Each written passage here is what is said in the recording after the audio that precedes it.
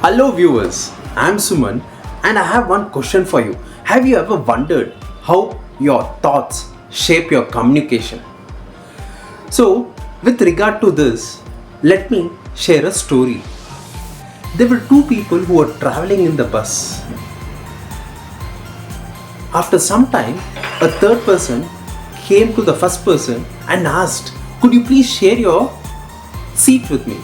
But the first person denied and he said that there are some seats at the back, you can go take them.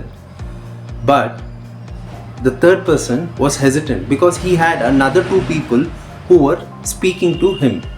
After some time, the second person who was seated realized that the third person needs a seat and he offered his seat and he stood up.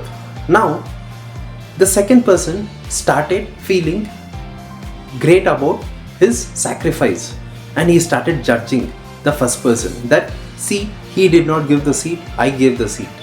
And after some time, he started building an expectation from the third person who was seated.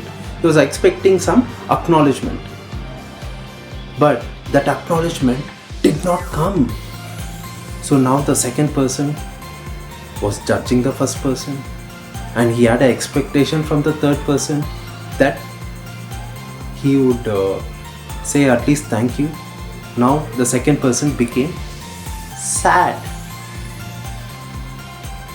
Neither he could communicate to the first person nor to the third person.